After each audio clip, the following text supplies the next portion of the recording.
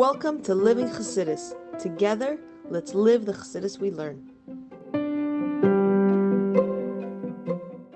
Good morning, everybody, and welcome to Chassidus in the morning, 15 minutes. Change your life. Hachana for Purim. Vayoshet Melech Esther. Mime from Alter Rebbe. So we're in the middle of discussing about Yom Tovim and the contrast between why when Mashiach comes, Purim is never going to get nullified, Purim halacha. And basically we want to explain the Maila of a Yom Tov. But ultimately that Maila is going to be what makes it not be able to be continued. So saying that there's an added thing, an added godliness. And we also said, so we brought down from this pasuk, and we're in the middle. We'll continue from there. Pasuk says, and we'll I guess we'll do it in English. Yeah, who is this that rises from the wilderness? So we touched this pasuk, the simple pasuk, is in the desert, and they have the clouds and the Aron and the Mishkan, but we're teaching it in a Chassidish teach. So he says, who is this that rises from the wilderness? Meaning that the Jewish people are in the wilderness, or in a place of the desert, which is barren. So you have like columns of smoke. We said that just like the smoke is the fire that consumes the liquid, consumes something that's opposite it. And smoke is different than a cloud, because a cloud is a lot more like refined, so to speak, because it's eating up less. Because remember, we're talking about eating up the negative forces. Perfumed with myrrh, we said, which is and frankincense, which is after, I think we're actually after the frankincense, but perfumed was more like the cloud, that when you've refined the cost of things and you work on, so then you come to more of the refined things. And that's like the myrrh is like that oil that they used to put on themselves, which is the chachma. We said it's like chachma, or which is brings about the bitterness of the recognition. A bitterness is not a negative thing. Bitterness is a recognition that you don't enjoy where life's taking you, and you try to work on that to change it. That's what bitterness is. That's what we're talking about. So through the chachma, you recognize, you have the intellect, you have the wisdom to understand that you're making things, you're making bad decisions in your life and not getting to where you want to go. And then we have frankincense, which we'll go from there. Page 38 in the Heritage series. And frankincense, after one has gone through this spiritual transformation and recognizes the bitterness of the past, one can then bask in the joy of spiritual ecstasy. Israel will rejoice in its maker.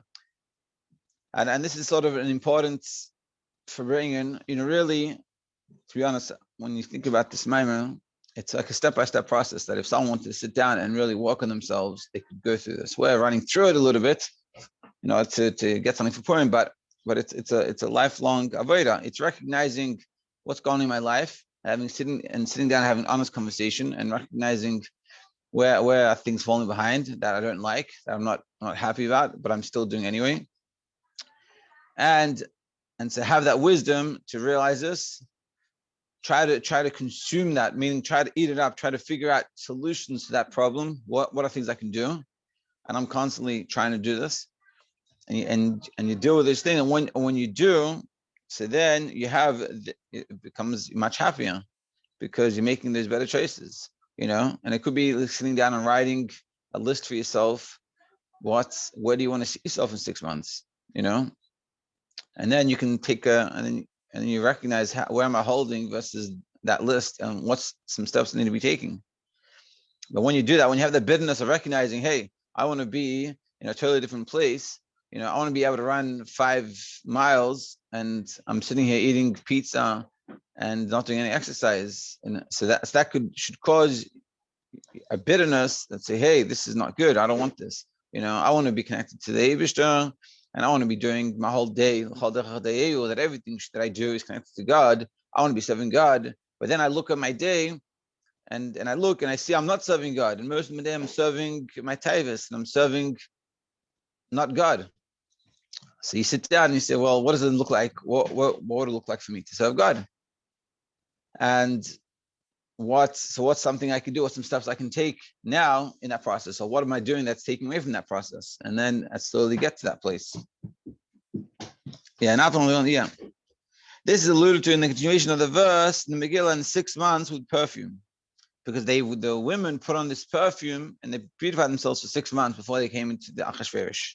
The perfume presents also an increasing paradox. Although its scent is intangible and discernible to the eye, even though you don't see the smell, it nonetheless causes the person pleasure and satisfaction when it seeps into the body. But when the smell goes in, it smells good.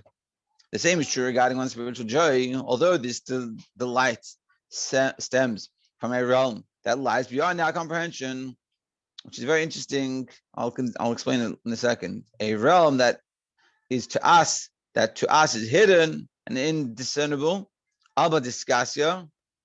Nonetheless, it inflames one's very heart in divine passion to joy, to bask in God's radiance. And I think what he's saying is like this: when you do the right thing inside your nefesh kiss, the sensation is not the same, at least from what I understand and from my experience. The sensation is not the same as when you have a pleasure of a gashmi, meaning when you eat something, let's say, I don't know, eat ice cream or something, or a good meal, or you have a good, fun, physical day, it feels good in a certain way. And that, I think we're very much connected. We understand that feeling. But when you learn, when you daven, or when you do something nice to someone, and you do something that feeds your nefesh kiss, it also feels good, but it's from almost discassia. It's more hidden. It's a different type of feeling, and you have to be more sensitive to it. That's what he's saying, that you do the right things, you see, a spiritual joy. Now, the spiritual joy is not the same as when you do physical things, but it's there. And then the last part of the pasuk, it says, with every pattern of the merchant. This refers to the many different kinds of spiritual passions that can be ignited in one's soul. For the degree of passion is dependent upon one's particular spiritual standing. We can all have different levels of passion. Some people are more passionate, some people are less passionate. This is also the same idea that the feminine cosmetics mentioned in the conclusion of the verse in the Megillah, with all these cosmetics, the various godly passions. So that's what it means. The cosmetics means different types of referencing to passion, different types of passions, people. The maiden, which is meaning the soul, comes before the king. So the maiden, the soul, has different types of passions, but I'm meaning, and those passions that's connected to godliness, it's the soul passion, different things that they kachin. And when you connect with those passions, that brings you in front of the king. You get to connect to the Eibishter. And that was chapter 4. So now we're going to start the contrast between what happens on Shabbos and Yom Tov and versus Purim. So now all forms of the elevation and drawing close to the Jewish people, to the Holy Messiah on Shabbos and Yom Tov, every ascent, level after level, until the most supernal heights is termed the touch of the tip of the scepter. So that, now we're going back to the story. So the first time Esther comes to the king and she's begging, so she touches, he puts out the scepter and she touches the tip. So that touching the tip in spiritual terms is like a Shabbos and Yom Tov. To explain, the golden scepter symbolizes the transmission of divine energy. So the king, in our case, when we're talking about Achashverosh, is really we're referring that, because we're talking, remember, we stripped the layers of the physical story, the spiritual story. The king's referencing to the Eibishter's God. Also explains Achashverosh, because Achashverosh, the beginning and the end is his, which is God. And the putting out of the scepter is God's giving, the divine transmission of godliness. So by the beginning, by Shabbos Yom Tov Gov Gid, there's only a tip that you can take from it. Yeah, the golden scepter doesn't like the tradition of divine final creation, from the highest realms to the lowest worlds, as is written in the golden scepter, that he may live. That's what it says.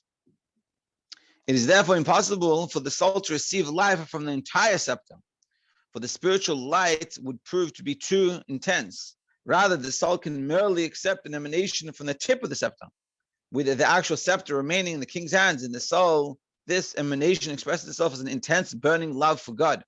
So just like in the story, so he's saying the reason why you only touch the tip is because if you touched everything, it's God's giving. That scepter is like God's giving, and if he gave full, meaning you took full, it would be too much for you. You couldn't handle it. And in spiritual terms, for ourselves, that's in the general sense, but in the specific sense, this emanation expresses itself as an intense, burning love for God, like a flame surging upward, and is therefore called the higher gold, and the goal of the offering up. But just like not of an avio, you have to be careful coming too much, and that's why they're going to touch the scepter. Two parts of love for the God. And we said there's two types. We're going to try to skip this a little bit. So go forward. Let's talk about there's two types of love. There's a Sefer Kalman and Mal Kalman. There's love of God, how you see God interact in your world. And then there's a love of God, which is that He's above everything, and you have that awe of Him. And you'll see. The most intense measure of the divine passion, however, is aroused by meditating on the essence of God Himself, Atzmos, the top of the scepter. The essence of God is what? The essence of God is to what the dictum, no mind can grasp Him at all, refers. Such terms as greatness, eminence, and transcendence can only be used when discussing the emanation of divine energy that animates creation. Atzmos, however, which is completely beyond creation, cannot be labeled. So we're talking about there's another level which is called Atzmos, which is God's essence, which is above labels. It's the pure. It's like the top of the scepter. Yeah, I'm trying to skip through a little bit. I want to get to the main point. Yeah, and this is essence. That's so he just keeps on talking about the essence. So we understand the essence, and there's a lot more details to really appreciate this. But for now, we'll just skip through it. But and this is sort of the chiddush. So if we're going to say like this, if we're going to say in Shabbos and Yom Tov, we can't handle the God's giving the scepter coming forward to only touch Tivavot. So then how could anything else be greater than that? So he's saying because when you come to Atzmos, and this is sort of a typical like Vart Chassidus, when you come to Atzmos, the greatness of God is the humility. Here you'll see His greatness. Therefore, is truly His humility. But He descends and guards Himself within greatness, so that His kingdom be kingdom of all the worlds, as the verse says. And the Lord will sit as a king, l'olam, for the world. This is what is also meant by the verse. And you, Holy One, Kadosh, are enthroned upon the praises of Israel. There can only be praise of Israel once God has humbled and lowered Himself to be enthroned as the King of creation. Truly, you are Kadosh, completely removed and beyond creation.